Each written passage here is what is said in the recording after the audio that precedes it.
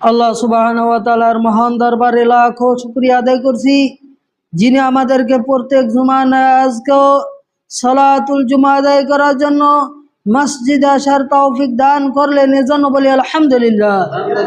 দরুদ ও সালাম বর্ষিত হোক মানবতার মুক্তির দূত মহান দিশারি বিশ্ব নবী মুহাম্মদুর রাসূলুল্লাহ সাল্লাল্লাহু আলাইহি ওয়াসাল্লামের উপর। আজকের আমাদের জুমার খুতবার আলোচ্য বিষয় হচ্ছে মানুষকে কষ্ট দেওয়ার পরিণতি সম্পর্কে। কোরআন কারিমে আল্লাহ সুবহানাহু ওয়া তাআলা মানুষকে কষ্ট দেওয়ার ব্যাপারে অসংখ্য আয়াতে নিষেধ করেছেন। আল্লাহ সুবহানাহু ওয়া তাআলা বলেন, ওয়াল্লাযীনা ইউযুনাল মুমিনিনা ওয়াল মুমিনাতি বিগাইরি মাকতাসাবু ফাকাদ ইহতামালু বুহতানান ওয়া ইসমান মুবিনা।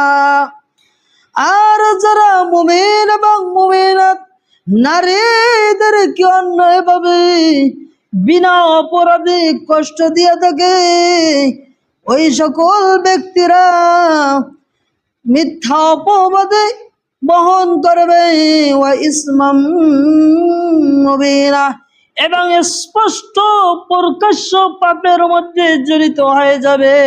নাউযুবিল্লাহ।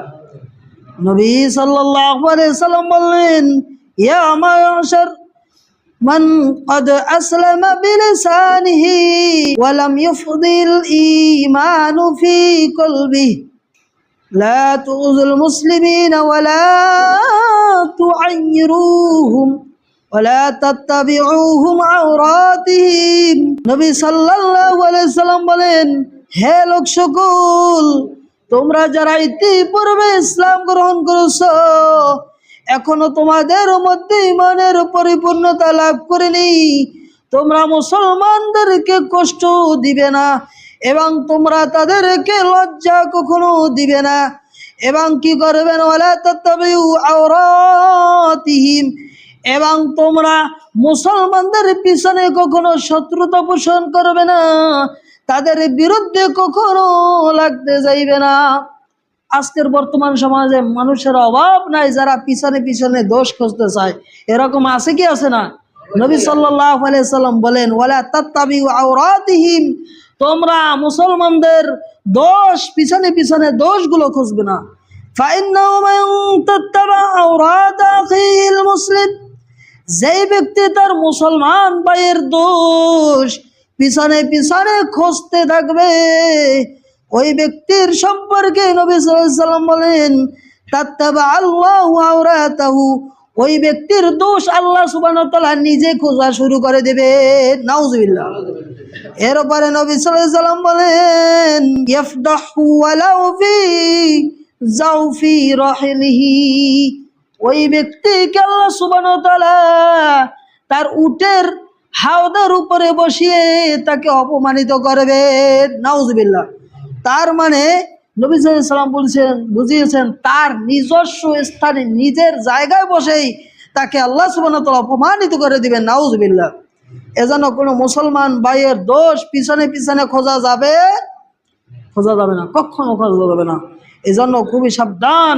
মুসলমান ব্যক্তির, কোনো মুসলমান ভাই, কোনো মুসলমান প্রতিবেশীর দোষ কখনো অন্বেষণ করা যাবে না। এগুলো ইসলামে হারাম ঘোষণা করে দেওয়া হয়েছে।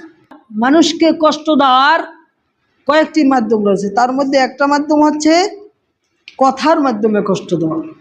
কথার মাধ্যমে কষ্ট দেওয়ার কয়েকটা প্রকার হতে পারে, পারে কি পারে না? তার মধ্যে একটা হচ্ছে গালি দেওয়া। গালি দেওয়ার মাধ্যমে মানুষকে কষ্ট দেওয়া হয় কি হয় না? নবী সাল্লাল্লাহু আলাইহি সাল্লাম বলেন, সিবাবুল মুসলিমি ফুসুকুন ওয়া কিতালুহু কুফরুন, মুসলমানকে গালি দেওয়া হচ্ছে ফাসিকি কাজ, অন্যায় কাজ। ওয়া কিতালুহু কুফরুন, এবং মুসলমানকে অন্যায়ভাবে হত্যা করা হলো কুফরি কাজ। নাউযুবিল্লাহ। অতএব কোনো মুসলমানকে অন্যায়ভাবে কোনো গালি দেওয়া যাবে না। এরপরে নবী সাল্লাল্লাহু আলাইহি ওয়াসাল্লামের অপর বর্ণনা এসেছে, সাব্বুল মুমিনি কাল মুসরিফি আলা হালাকাতি।